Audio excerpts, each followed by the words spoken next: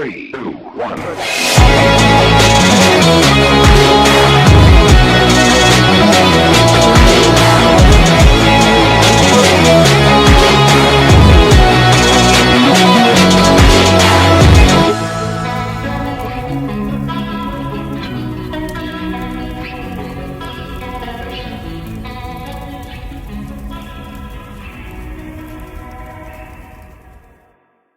Good morning, guys. Jeremy, National Fire Radio. I'm here with Pierce Manufacturing at Harrisburg Expo 2019. Sir, Dave McAlice. Good to see you, Jeremy. He's become a good friend. Pierce is a big supporter of National Fire Radio, and we appreciate all the support that they give us. Dave is the Eastern Region Vice President of Pierce Manufacturing, meaning he's important. And Dave's a friend, and I thank you for giving us a few minutes this morning. Absolutely. Here on the floor. We're going to go over a couple of pieces of equipment here. Dave's going to give us the rundown on a couple great things that these departments elected to do with Pierce.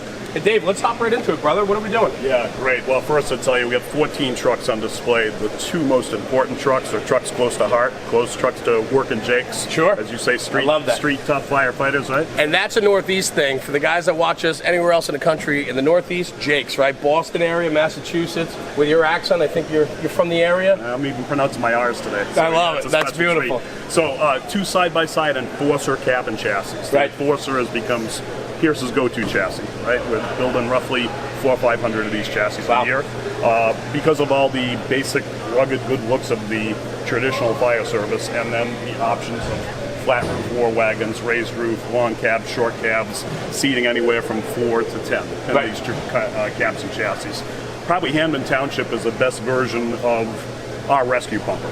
Pierce's acronym HDRP, our heavy duty rescue pumper, 100-inch wide body, 26-inch deep, full depth, full height compartments. So if you're one of these townships that maybe runs the interstate, heavy rescue tools, reels, coffin compartments up top. We're going to go through some of the customize it. You guys like tools? You guys? Oh, without a doubt. You're going to see some of the custom fabrication.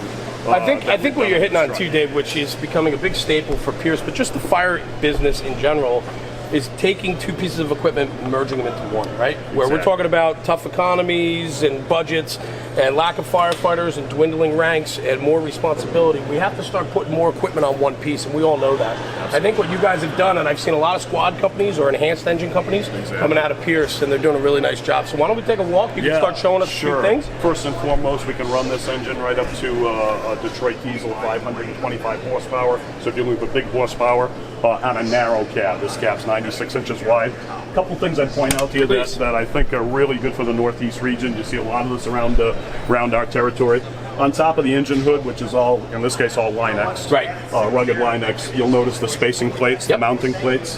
That's a 1/4-inch type of aluminum. You're not drilling into the dashboards, you're not drilling into the engine hoods. Everything's spaced up. And as we know, in the fire service, we love making changes. So 5 years later, we're like, nope, we want to mount this here. We want to put this here.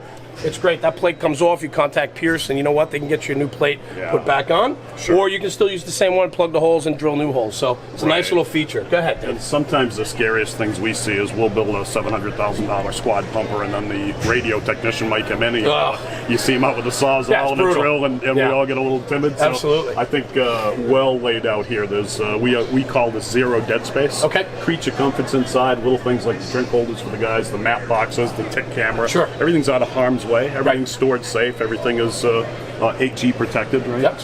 For safety. And I love the profile of it. It just keeps getting lower and lower. You guys have listened to firefighters tell you what they want. Exactly. And you guys have been able to design that in your chassis, and I think it's fantastic. The biggest thing about the Enforcer cabin chassis, and you'll hear it from all the rank and file firefighters that come through here, incredible space for the officer and driver, right? What we're used to when motors were getting bigger and bigger is the living space was getting smaller and smaller. Correct. You know, we're kind of full-figured girls, right? We need some space. And so some of the space inside for the cabin office is critical. In the back, at this point, please. You're pretty much familiar with our typical seating for 4. Something different on this is overhead compartmentation everywhere. When I say zero dead space, could be EMS supplies, could be the latex gloves, could be all of the little things that can generally get in the way and not have the good storage space. They've laid out overhead the jump seats, and overhead on the back wall. So the entire rear wall of this truck is set up. Your irons, pack track, hooks, Right. 4 foot, 5 foot hooks, overhead and vented storage compartments. Yeah, and I look at the little things too, Dave. The diamond plate floor throughout, instead of a vinyl or instead of another finish, the diamond plate's rugged. It can be washed off really well, scrubbed down. Talking about decontaminating our apparatus and so on. Diamond plate offers a real rough and rugged alternative to the traditional flooring that you find in a lot of rigs. When we get into the working side of the truck, I know you're like me. You're a tool guy. You're a can man guy. Absolutely. Right. Can man. This is a alternative compartment. Can man locker. We're going to run this full height. So you're going to have your pressurized water down below, bolt cutters, axes, haligans, irons. When you go up top, why zero dead space? Right. We're now using the upper area to keep everything enclosed. Everything easy to get. Can man comes out, it's got everything on either side of the truck, same type of storage locker rather than just the 40-inch high locker. We run at full height, right at the top of the cab. And that's one thing that I just think we're starting to take for granted, but it's not. Nowadays, we understand job positions, and guys are coming out and putting their equipment where it needs to be. So I can come off, grab my forcible entry, grab my cannon hook, whatever position you're riding, everything's right here. It's right at your fingertips, so we can go to work. Sure.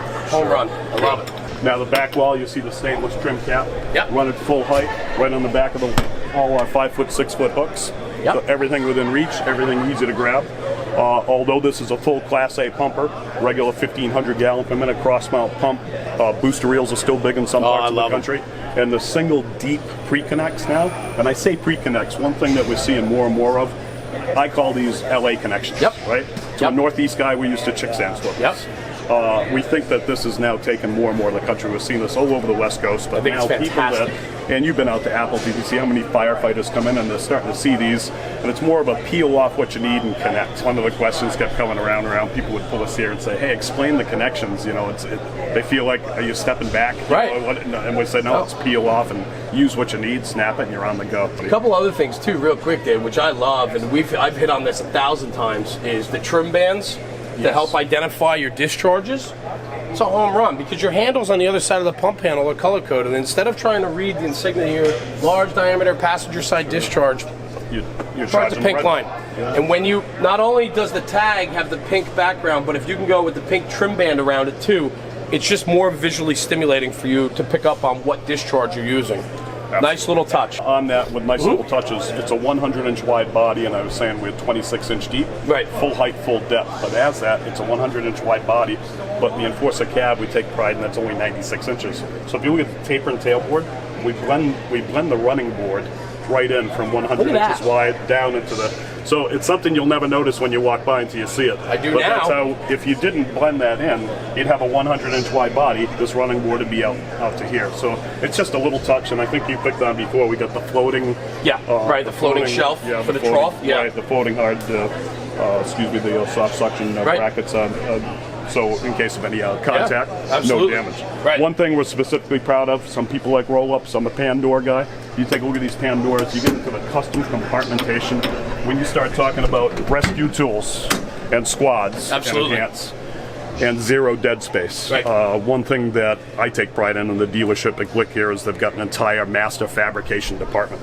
So you come in here with a blank slate, you come in here with a blank empty compartment, and you start measuring up your equipment to store on your truck. Right. And some people call it inventory control. I kind of call it smart compartmentation, like on the 100-foot tower. But if you look at how we laid out, just the simplicity and all of the dividers and all the adjustable shelves, everything is laid out for this one department. Little things like the PPV, look where the brooms are. The broom heads are absolutely right, tucked in. Zero dead space. Cord reels are always recessed up into the upper, as we call them, coffin compartments, and hanging down out of the way. Fully accessible from on top for any maintenance needs. Along with the stringer up there, absolutely, to assist with the cord reel coming off. So it's a nice setup, and I think you hit on it, Dave, really well.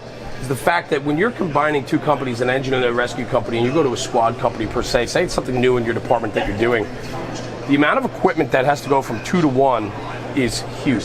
You have a huge cachet of equipment that needs to get on one apparatus.